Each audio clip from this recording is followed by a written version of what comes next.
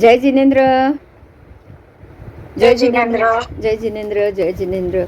कल जो लेक्चर था वो 44वीं गाथा के ऊपर था और अब 45वीं गाथा है जो ये नहीं सॉरी 47वीं गाथा पे हो चुका था। ममो मंगल मरियंता सिद्धा साउ सुवम च धम्मो। और ख़ास करके ज्ञान और क्रिया उसके ऊपर का जो भेद है, क्योंकि ज्ञान और क्रिया दोनों का योग ही मोक्ष दिलाने वाला है। ये बात आज के समय में गौण हो चुकी है, उसके ऊपर ज़्यादा ध्यान नहीं दिया जा रहा है और हम अपने दिमाग में या हम अपने साथ ऐसी सोच लेकर ना जाए, ये बहुत ज़रूरी है और इसके लिए ये मुद्दे पे हमें ज़्यादा ध्यान देना है।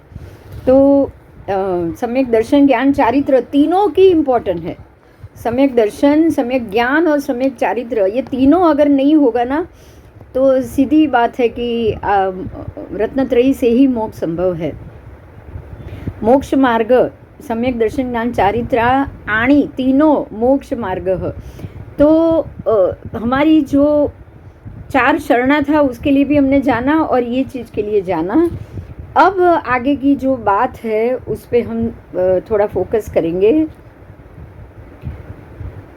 सम्यक ज्ञान, सम्यक दर्शन और सम्यक चारित्र, रत्नत्रयी के ऊपर आगे का टॉपिक जा रहा है। रत्नत्रयी आप लोग जानते हैं या किसी को उसमें कोई प्रश्न है तो पहले ही पूछ लो, क्योंकि रत्नत्रयी पता होगा तो ही उसके लिए क्या, उसका क्या महत्व है वो जान पाओगे। नहीं जनावी दे, बतावी दे। रत्नत्रयी में 3 चीज रत्न के समान माना है हमारे शास्त्र में। परमात्मा ने बताया है सम्यक ज्ञान, सम्यक दर्शन, सम्यक चारित्र।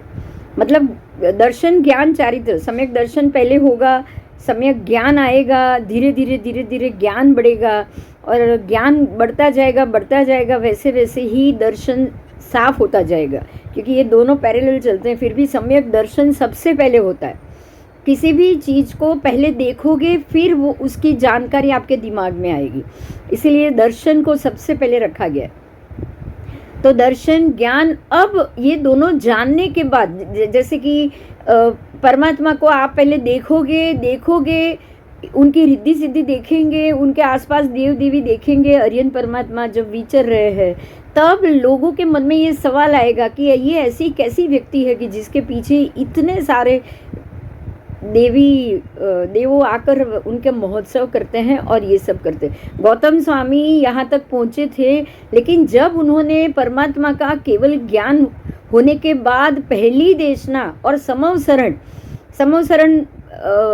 के वक्त देव आए, समवसरण की रचना की, लेकिन उस वक्त कोई भी मनुष्य नहीं पहुँचा तो वो फेल गई। लेकिन जब दूसरे दिन देवों को जाते हुए देखा, तब गौतम स्वामी और 10 भाई यज्ञ कर रहे थे।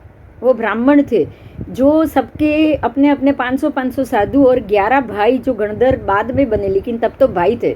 अग्निभूति, इंद्रभूति, वायुभूति सब भाइयों थे और वो भाइयों ब्राह्मण कुल के थे और वो यज्ञ कर रहे थे। तब उनको लगा कि ऊपर से देव जा रहे। उनको लगा कि ये देव हमारे यज्ञ के लिए आए। पहले तो वो यही समझ बैठे कि ये सारे देवता देखो, हमारे यज्ञ का प्रभाव देखो, ये सारे देव हमारे यज्ञ के लिए आ रहे हैं। उन्होंने ये सोच लिया, लेकिन सारे देव उनकी जगह को वो सब एरिया को छोड़ के आगे निकल गए। तब प्रश्न हुआ कि ये देव गए कहाँ? देव हमारी ये जगह को छोड़ के, हमारे यज्ञ के स्थान को छोड़कर कहाँ चले गए? तब जब उनको जब पता चला कि ये तो कोई समवसरण की रचना हुई है, कोई तीर्थंकर बने हैं और देव उनके समवसरण के लिए वहाँ गए हैं, उनकी बात सुनने के लिए वहाँ गए, उनको वंदन करने के लिए वहाँ गए, तब उनको प्रश्न हुआ कि हम लोग तो सबसे ज़्यादा महत्व के विद्वान तो हम हैं, तो ये कौन नया आ गया? बात समझ में आ रही है? देखो, यहाँ तक गौतम स्वामी को सम्यक दर्शन, सम्यक ज्ञान दोनों थे, लेकिन सम्यक चारित्र नहीं था। बराबर? बात समझ में आ रही है? हाँ। सम्यक दर्शन था। सम्यक दर्शन का अर्थ ये नहीं है कि जैन धर्म का दर्शन। सम्यक दर्शन का अर्थ ये है कि संसार क्या है, मोक्ष क्या है, ये बात की क्लैरिटी। वो है सम्यक ज्ञान, सम्यक दर्शन, और उसको देख पाना। मतलब कि ये जीव मरने के बाद आज आज मर गया और कल उसको उसकी कहाँ कहीं ना कहीं उसका जन्म हो जाएगा। ये जन्म मरण की परंपरा, संसार की ये प्रकृति है, ये सारी चीज़ ब्राह्मण कुल में होने के कारण भगवत गीता में भी ये सारी चीज़ बताई गई है। वेद वेदांग में भी ये सारी चीज़ बताई गई। वेद वेदांग के द्वारा भी वो ये जानते हैं कि ये संसार का मूल है, वो उसके मूल को खत्म करोगे तो ही संसार का नाश होगा।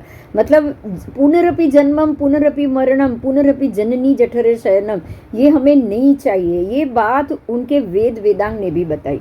ये मेरी बात समझ में आ रही है? वेद वेदांग जानने वाला भी सम्यक दृष्टि हो सकता है। आपको पहले ये मुद्दा क्लियर करना है। ऐसा नहीं समझो कि वेद वेदांग जान रहा है जिसको जैन धर्म का कुछ नहीं पता और वो सम्यक दृष्टि हो ही नहीं सकता। इतनी बड़ी गलती कभी मत करना, क्योंकि परमात्मा ने प्रत्येक धर्म से अन्य लिंग सिद्ध भी कहा है। आपको अन्य लिंग में भी हो, आप जैन लिंग में ना हो, अन्य लिंग में हो, और ये मालूम पड़ जाए कि ये संसार का मूल कारण ही ये संसार वृद्धि है, और आप संसार वृद्धि घटाओ, आप ब्रह्मचर्य का पालन करो, आप संसार से विरक्त हो जाओ, बस बात हो गई। इतना ही चाहिए वैराग्य के लिए, और कुछ नहीं चाहिए। इतना ही चाहिए, और मोक्ष की इच्छा चाहिए। बार बार पुनरपि जन्मम पुनरपि मरणम है क्या? पुनरपि जननी जठर शयनम वही तो है कि बार बार जन्म, बार बार मरण, बार बार माँ के गर्भ में जन्म मुझे नहीं लेना है। अगर कोई अन्य लिंग वाला ये सोच लेगा तो ये सोच सकता है, वेद वेदांग में ये बात है बराबर। तो गौतम स्वामी सम्यक ज्ञानी, सम्यक दर्शनी हो चुके थे। चारित्र नहीं था, चारित्र के पालन में जयना नहीं थी, और ये चीज बाकी थी। हाँ,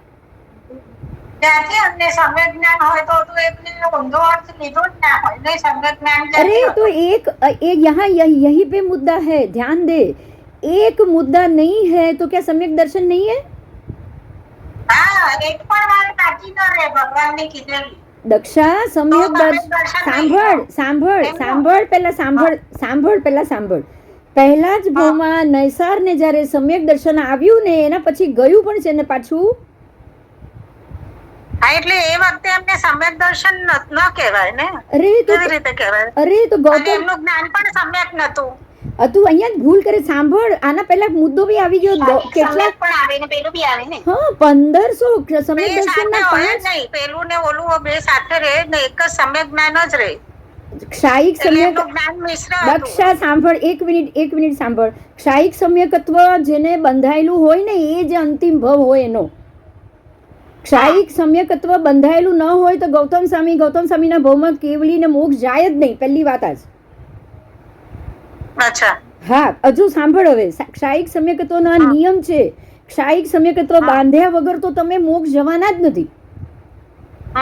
તો ક્ષાયિક સમ્યકત્વ બંધાયું ક્યારે? એ ભવમાં ને ઉદયમાં ક્યારે આવ્યું? એ ભવમાં બની શકે એ જ ભવમાં આવ્યું હોય, એ જ ભવમાં ઉદયમાં આવ્યું, પણ ક્ષાયિક સમ્યકત્વના પહેલા તો 5 સમ્યકત્વ છે। અને કેટલી વાર માન્યતા એક મુદ્દા માટે હતી। માન્યતા એટલે એક જ મુદ્દા માટે કે જીવ એ દરેકે 10 ભાઈને એક મુદ્દાની માન્યતા હતી। અને તું કલ્પના તો કર, ગૌતમ સ્વામીને મોડું આ બાકીના 8 ભાઈઓને તો દીક્ષા લેતાની સાથે કેવળ જ્ઞાન થઈ ગયું છે। હા, પણ એ લોકોને પણ તો ક્યારે સમ્યક આવ્યું? માન્યતા ગલત હતી ને। અરે એક માન્યતા ગલત એટલે સમ્યક દર્શન જ ના હોય, આ સૌથી મોટી ભૂલ છે। એક સમ્યક દર્શન, આના આગળ પણ મુદ્દો આવ્યો કે કેટલી વાર 9 કેટલા લાખ આવી ગયા, આંકડો બી આવી ગયો, 9000 વાર આગળ ચારિત્ર, યથાખ્યાત ચારિત્ર અને સમ્યક દર્શન। એક વસ્તુ સમજજે, સમ્યક દર્શન અને સમ્યક ચારિત્ર, સમ્યક દર્શન જ્ઞાન ચારિત્ર 3 આગળ કેટલી વાર લાખના આંકડામાં આવ્યું છે, લાખ વાર આવ્યું છે ને ગયું છે। પણ એ ટાઈમે તો એમની માન્યતામાં નહોતું ને। પણ આ તો વસ્તુ કન્ફર્મ છે કે ક્ષાયિક સમ્યકત્વ અંતિમ ભવે જ જેના આવે ને કેવળ જ્ઞાન થાય ને એને ક્ષાયિક સમ્યકત્વ સત્તામાં હોય જ। આ વાત તો સાચી કે ખોટી? ચલ એ વાત કર, પહેલા આ વાત કર। ચલ ના, આ શંકાના સમાધાન માટે જ છે આ મુદ્દો। સમજજે ક્ષાયિક સમ્યકત્વ એ છેલ્લામાં છેલ્લું સમ્યકત્વ છે, અને ક્ષાયિક સમ્યકત્વી હોય ને સત્તામાં પડ્યું હોય ને એ જ શ્રેણી માંડી શકે, એ જ મોક્ષ જઈ શકે. આ વાત કન્ફર્મ કે નહીં?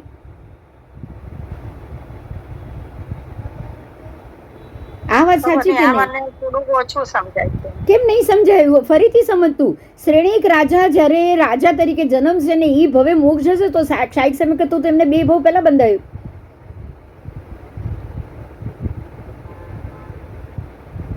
તીર્થંકર નામ કર્મ 2 ભવ પહેલા બંધાય, ક્ષાયિક સમ્યકત્વ 2 ભવ પહેલા બંધાય. એ ભવે બી બંધાય, પણ એ ભવે એ મોક્ષ જવા વાળો હોય તો મોક્ષ જનાર જીવને તો ક્ષાયિક સમ્યકત્વ બાંધ્યા વગર તો એ જવાનું જ નથી. એ ક્ષાયિક સમય કોઈ પણ કર્મ સાંભળ. હવે પહેલા તો કર્મની સિસ્ટમ સમજ. કોઈ પણ કર્મ બંધાઈને એ સત્તામાં જાય ને એના સમય ઉદય આવે. આ વાત તો પાકી છે ને? હમણાં જ બંધાઈને હમણાં જ એનો ઉદય, એ તો ક્યારેય બી બનવાનું નથી. કોઈ પણ કર્મ માટે નહીં, કોઈ પણ કર્મ માટે નહીં. આ બધી વસ્તુ સમજવી પડશે. આપણે એમને કહી દઈએ કે એમને સમ્યક દર્શન જ નથી, એ નહીં ચાલે. સમ્યક દર્શનની ન હોય એ જીવને ભગવાન કહે ને એ ગણધરવાદ કઈ રીતે રચે જેને પહેલું બી સમ્યક દર્શન નથી?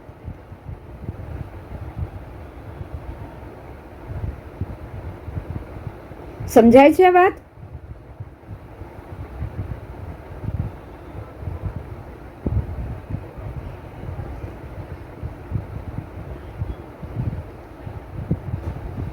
હેલો.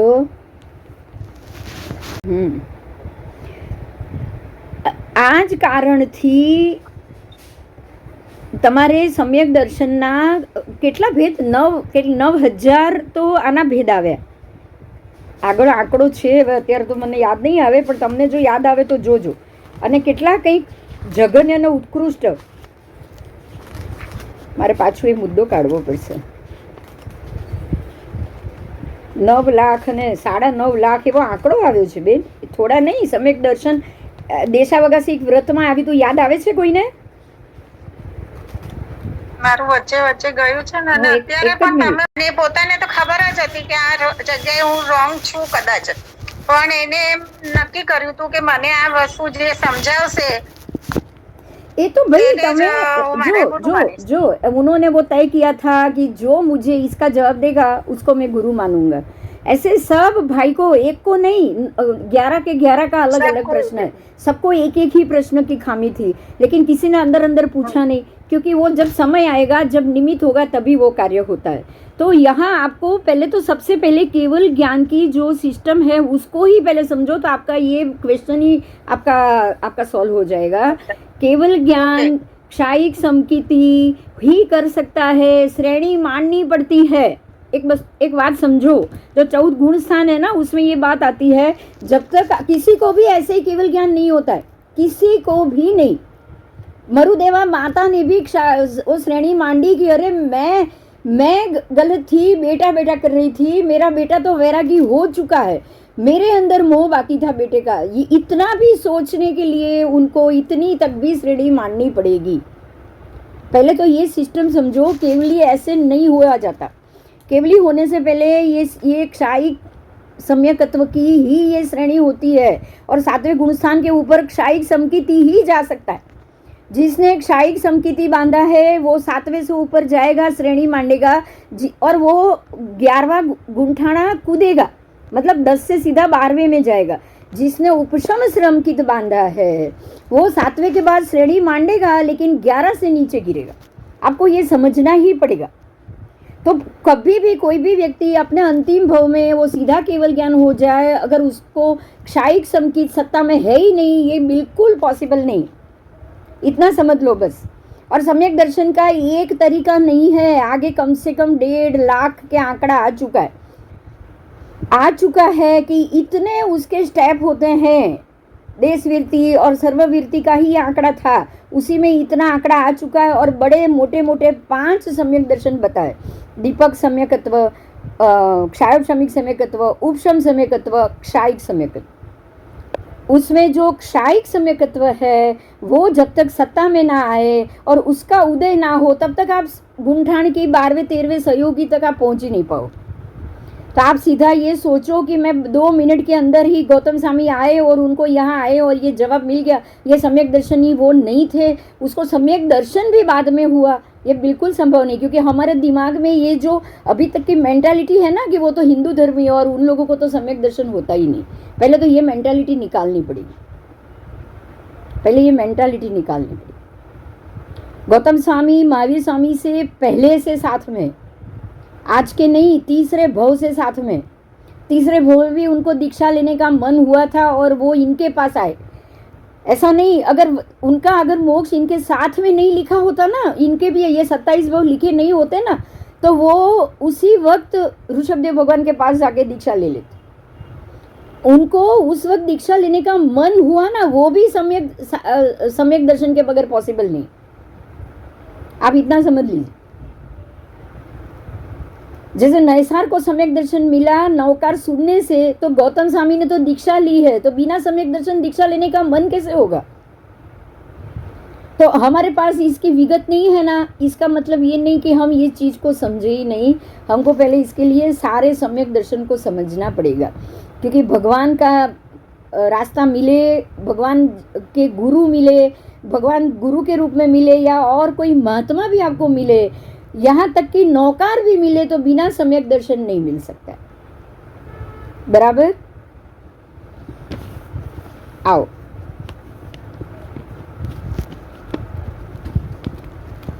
इसमें आ जाएगा, ये सम्यक दर्शन सम्यक ज्ञान का ही मुद्दा है, आपके बहुत सारे जवाब आ जाएंगे। तो जो हमने कल के गाथा में किया था कि गाथा में बोल रही हूँ फिर से, सम्मदिट्ठी देवा दिंतु समाहिंच बोहिंच, जो जो देव आप सम्यक दृष्टि हो, आप मुझे समाधि और बोधि दोनों प्रदान करो। तो ये प्रार्थना की गई है सम्यक दृष्टि देवों से, और श्रावक को केवल समाधि की प्रार्थना ही नहीं है, लेकिन बोधि की भी प्रार्थना चाहिए। उनको सिर्फ समाधि नहीं चाहिए, मतलब शांति नहीं चाहिए, लेकिन बोधि ज्ञान भी चाहिए ही चाहिए। बोधि ज्ञान का मतलब ही है जिनेश्वर परमात्मा का धर्म, और ये वही कर सकता है जो खुद पहली बार उसको सम्यक दर्शन स्पर्शा हो। नहीं तो आप ये गाथा तक नहीं बोलोगे, आप बोधि चाहिए वो शब्द ही नहीं बोलोगे। आपको पता है कि सम्यक दर्शनी को ही पता है कि बोधि ज्ञान क्या होता है, सम्यक दर्शनी को ही मालूम है कि मोक्ष मार्ग क्या होता है।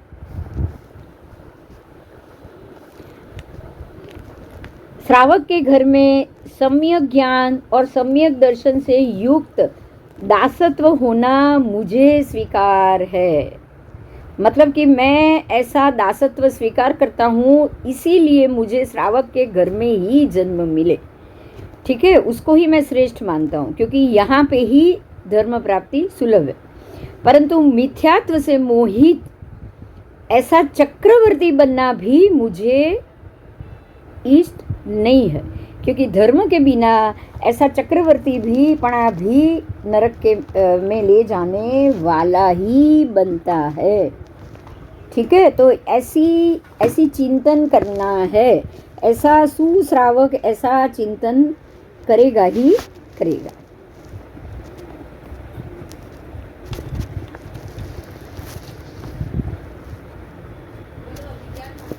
शास्त्र और युक्ति से अयोग्य नीतिवाद आदि के समान एकांतवादी हमें नहीं बनना है। ध्यान दीजिए ये बात पे। नैगम आदि सर्वनय के समुदाय रूप को जानना है और अनेकांतवाद के आधार पर ही सर्वकथन करना है। इस अपेक्षा से अगर वस्तु में योग्यता होने पर भी निमित्त कारण आदि सामग्री ना मिले तो कार्य की उत्पत्ति होगी ही नहीं। देखिए ध्यान दीजिए, अंदर भव्यत्व तो पड़ा है, लेकिन निमित्त आदि सामग्री भी तो मिलनी चाहिए। जैन कुल में जन्म या फिर ऐसे कुल में जन्म जो मोक्ष की इच्छा रखता हो, ये निमित्त ही नहीं मिलेगा तो अंदर पड़ा हुआ भव्यत्व भी क्या काम आएगा? बताओ, आएगा? इसीलिए निमित्त कारण की बहुत अत्यंत जरूरत होती है। भव्यात्मा की समाधि और बोधि लाभ की योग्यता भी उसकी प्राप्ति में आने वाले विघ्न समूह को दूर करने की आवश्यकता के बगैर वो मतलब ऐसे बोलेंगे हम कि वो सत्य पे सत्य नहीं हो सकती।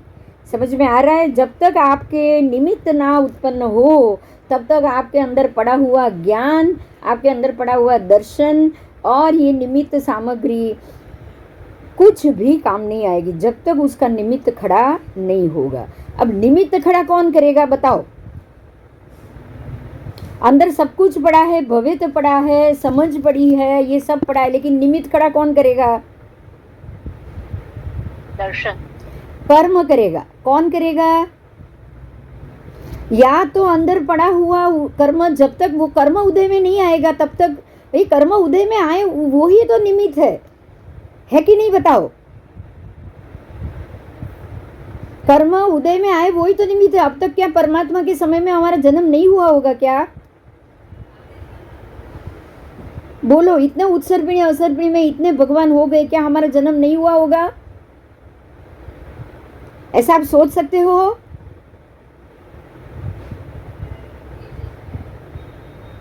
ऐसा नहीं सोच सकते हो कि जन्म ही नहीं हुआ होगा, पॉसिबल नहीं है। कितनी बार वो उनके सामने आए होंगे, सब हुआ होगा।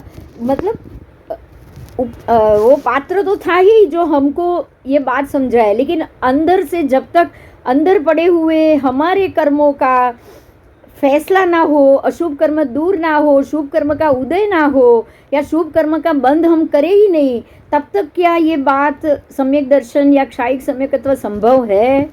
ये बात पहले मैं शब्दों में थोड़ा हैवी बोल रही हूँ, लेकिन शास्त्र के शब्द है, बोले बगैर ऑप्शन नहीं है। क्या आपको ये बात समझ में आ रही है? हाँ। अंदर हमारे कर्म ऐसे कर्म ही ना हो, भगवान सामने आए हो तो अंदर कर्म ही नहीं पड़े हो ऐसे। और अब अगर कर्म थोड़े थोड़े बने या ये हमारे सारे शुभ कर्म का उदय आ रहा है तो सामने परमात्मा ना हो, ये पॉसिबल है कि नहीं बताओ?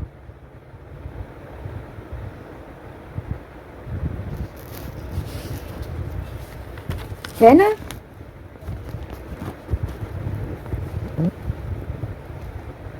કર્મમાં હોય તો ગમે ત્યાંથી આવી જ જાય।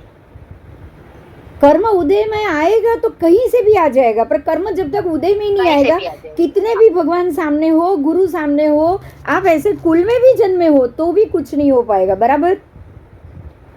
सीधा सीधा एग्जाम्पल है, परमात्मा की खुद की बेटी दीक्षा लेने के बाद भी बाहर निकल गई है। बोलो, खुद की बेटी जिसके पापा ही महावीर स्वामी, बात समझ में आ रही है? जिसके ससुर ही भगवान महावीर है, जमाली, लेकिन फिर भी भटक गया कि नहीं दीक्षा लेने के बाद?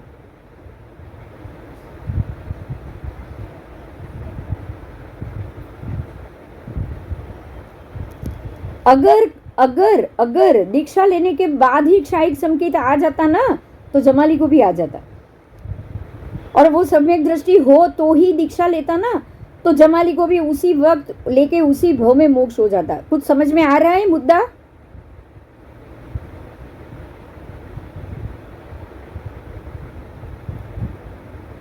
कर्म का बंधन पहले से पड़ा हो तो ही उस भव में मुक्ति मिल सकती है। और आपको तो ये पता है, देखो यहाँ पे ही जवाब है, जरा ध्यान से सुनिए। अर्ध पुद्गल परावर्त काल में बिना सम्यक दर्शन तो आप जाते ही नहीं हो। सुनिए, ध्यान से सुनिए, पहला सम्यक दर्शन होगा, उसके बाद अर्ध पुद्गल परावर्त में प्रवेश होगा। ये पहले बात आ चुकी है। बराबर? तो गौतम स्वामी ने जब अर्ध पुद्गल परावर्त में प्रवेश किया, उससे पहले उनको सम्यक दर्शन आ चुका था। आपका जवाब यहीं पे है दक्षा। उनको ये भव में सम्यक दर्शन आया, उससे पहले आया ही नहीं। ये तो मैटर ही गलत हो गई, खत्म। क्योंकि उन्होंने अर्ध पुद्गल में प्रवेश किया होगा ना, तब ही सम्यक दर्शन आ गया होगा। और अर्ध पुद्गल प्रवेश में करने के बाद तो बहुत सारे भव बाकी होते हैं। व्यवहार राशि में से अव्यवहार राशि में से पहले आप व्यवहार राशि में क्षायिक सम्यकत्व थोड़ू होय ने। क्षायिक सम्यकत्व तो अंतिम भव में, क्षायिक सम्यकत्व तो अंतिम भव में ही उदय में आता है। अंतिम भव से पहले किसी को उदय में ही नहीं आएगा क्षायिक सम्यकत्व तो। क्षायिक सम्यक હા. તત્વ जिसने भी उदय में એમને ત્યારે ઉદયમાં આવ્યું જ્યારે ભગવાનને મળ્યા ત્યારે પણ એમ કેવું તું છે તો મારું. સમ્યક દર્શનની જ વાત કરતી હતી બેન. તે કીધું સમ્યક દર્શનનો એક મુદ્દો બાકી હોય તો સમ્યક દર્શન આવે જ નહીં. નહીં એટલે આ જે એમને ક્ષાયિક આવ્યું ને એ ના ના, તે સમ્યક દર્શનની વાત કરીને તો આટલો બધો મુદ્દો જ ના લેતે. મારું કહેવાનું એમ હતું કે ક્ષાયિક એ તો સમ્યક દર્શન આપણને આવ્યું હશે ને ગયું હશે. તો એ તો વાત છે, મુદ્દો એનો તો ચાલે છે એટલે તો આટલું લઈ રહી છું લાંબુ.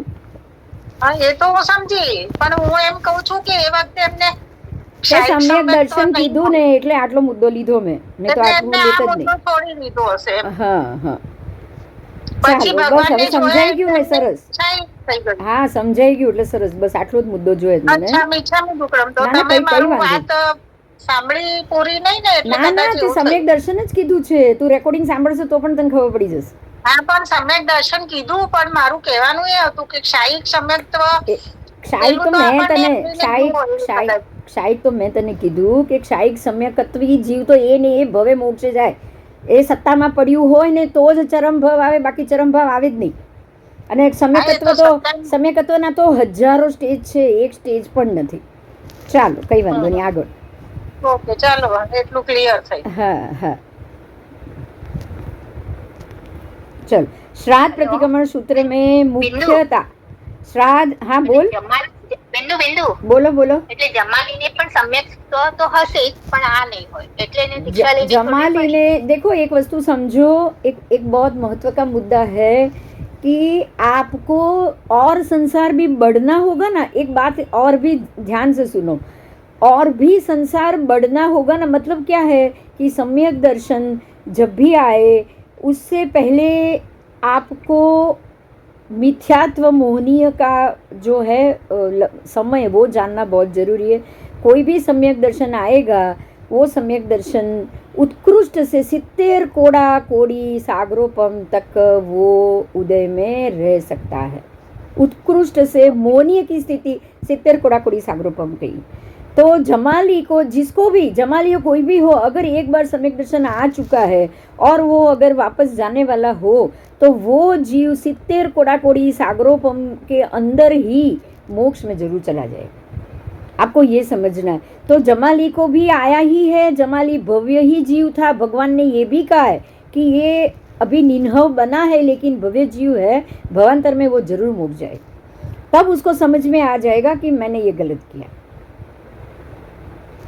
समझ में आ रहा है? क्योंकि અભવી જીવ તો પછી છે ને ભગવાનનો એક કોડા કોડીનો સમય કેમ થઈ ગયો? भगवान का एक कोड़ा कोड़ी तो वो तो उनके तीसरे भव से अंतिम भव तक तो उनको एक कोड़ा कोड़ी, उन्होंने मिथ्यात्व उत्कृष्ट ऐसा बांधा, इसीलिए एक कोड़ा कोड़ी तक का बांधा. उन्होंने उत्कृष्ट नहीं बांधा. आप मिथ्यात्व कर्म को उत्कृष्ट बांधोगे तो 70 कोड़ा कोड़ी होगा. आप मिथ्यात्व कर्म की कितनी स्थिति बांधते हो उस ऊपर से आपका संसार बढ़ेगा. बस ओके. आपका संसार, आपसे वो कर्म होगा ही होगा जो कर्म के कारण, अगर उन्होंने ये तीसरे ही भव में उत्कृष्ट कर्म नहीं बांधा होता ना, उत्कृष्ट नहीं बांधा है उन्होंने, उत्कृष्ट नहीं बांधा है. अगर उत्कृष्ट बांधा होता तो 70 कोड़ा कोड़ी का तक का बांध देते वो. तब तो ये अंतिम भव में भी नहीं होता, पता नहीं कितनी 24 के बाद होता. बराबर? क्योंकि 20 कोड़ा कोड़ी ही होता है ना एक सागरोपम में. एक काल चक्र में 20 कोड़ा कोड़ी से ज़्यादा तो होता ही नहीं. 10 कोड़ा कोड़ी सागरोपम का आधा काल चक्र, 10 कोड़ा कोड़ी का आधा, मतलब एक काल चक्र ही खाली 20 कोड़ा कोड़ी सागरोपम का है. और आप 70 कोड़ा कोड़ी सागरोपम जब बांधोगे तो ऑटोमेटिकली चार तो आपकी काल चक्र ऐसे ही निकल गया. बराबर? समझ में आ रही है ये बात? समझ में आ रही है कैलकुलेशन? आप एक काल चक्र 20 कोड़ा कोड़ी सागरोपम का है. बराबर? आज अगर कोई उत्कृष्ट मोहनीय भी बांधता है ना तो भी 4 काल चक्र में तो उसका समय खत्म हो जाएगा, उससे ज्यादा नहीं रहने वाला है. हाँ, उतने में अगर उसने और 20 कोड़ा कोड़ी और 70 का बार बार बांध दिया तब तो उसको अनंत समय तक भटकना पड़ेगा. मगर एक बात जो अभी क्वेश्चन किया ना काश्मीरा, उसका जवाब ये है कि आपको सम्यक दर्शन ना भी हो ना तो भी दीक्षा हो सकती है. यही प्रश्न था ना? हाँ. क्यों पता है? अभवी जीव जिसको कभी भी सम्यक दर्शन नहीं होने वाला, अभवी जीव कभी भी सम्यक दर्शन नहीं होने वाला, वो भी दीक्षा लेते हैं, उत्कृष्ट आयुष्य का पालन भी, चारित्र का पालन भी करते हैं और 9.5 पूर्व का ज्ञान भी वो पढ़ते हैं, ज्ञानी भी बनते हैं 9.5 पूर्व। आप समझ सकते हो कि कितना लंबा ज्ञान का मतलब कितना ज़्यादा उनका ज्ञान हो जाता है, लेकिन उसके बाद भी उनका मोक्ष कभी नहीं होने वाला, उनका सम्यक दर्शन कभी आने वाला ही नहीं। तो ऐसा नहीं है कि सम्यक दर्शन जिसको आए ना वो ही दीक्षा ले सकता है, ये बात नहीं होती। दीक्षा कोई भी ले सकता है, बराबर। हाँ हाँ, आओ अब ये श्राद्ध प्रतिक्रमण सूत्र की ये मुख्यता सम्यकत्व और श्रावक के 12 व्रतों के अतिचारों की आलोचना, ये 2 सबसे महत्व का है। आपको ये प्रतिक्रमण और ये आलोचना लेने का उसको ही मन करेगा जो सम्यक दृष्टि है। जो सम्यक दृष्टि नहीं है ना वो सिर्फ क्रिया करेगा, क्योंकि सम्यक दृष्टि नहीं है वो क्रिया करके पुण्य कमाता है, पुण्य कमाने के कारण ही वो क्रिया कर रही है, बाकी मोक्ष जाने की उसके मन में कोई इच्छा या कोई भाव नहीं होता। पहले ये बात क्लियर करो कि सम्यक दृष्टि को क्या मन होता है और जो सम्यक दृष्टि नहीं है उसको क्या मन होता है। आपको इसी से मालूम पड़ जाएगा कि एक सम्यक दृष्टि अपने दिमाग में क्या सोच लेके घूमता है। ये हमने उसके लिए किए थे, उसके लक्षण, उसके भूषण, आगे की बहुत आगे की गाथाओं में ये आ चुका है कि सम्यक दृष्टि के क्या लक्षण है, सम्यक दृष्टि के क्या भूषण, उसके दूषण क्या है, ये सब आ चुका है। आपको क्या मन करेगा क्या मन नहीं करेगा आपको तुरंत समझ में आ जाएगा। दीक्षा लेना, देखो फिर से ये रत्नत्रयी आती है, कोई सम्यक ज्ञान में बहुत ही बलवान होगा, कोई सम्यक दर्शन में बहुत बलवान होगा, वो सम्यक क्रिया करने ही नहीं जाएगा और उसका संसार बढ़ेगा। बात समझ में आ रही है? कोई सम्यक दर्शन में वीक होगा, चारित्र में वीक होगा, वो उसका मन भी नहीं करेगा, वो परमात्मा की बात पे भरोसा भी नहीं करेगा, लेकिन उसका चारित्र बहुत उत्तम होगा। और यही कारण से वो 9 ग्रेवयज्ञ तक भी जाएगा, देवलोक में जाएगा, सब जगह आराम से धर्म करेगा, पुण्य कमाएगा और जाएगा, लेकिन वो मोक्ष कभी भी नहीं जाने वाला है।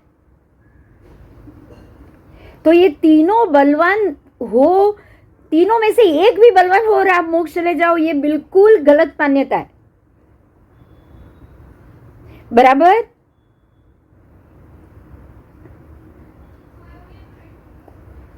बात क्लियर हुई? हाँ हाँ हाँ।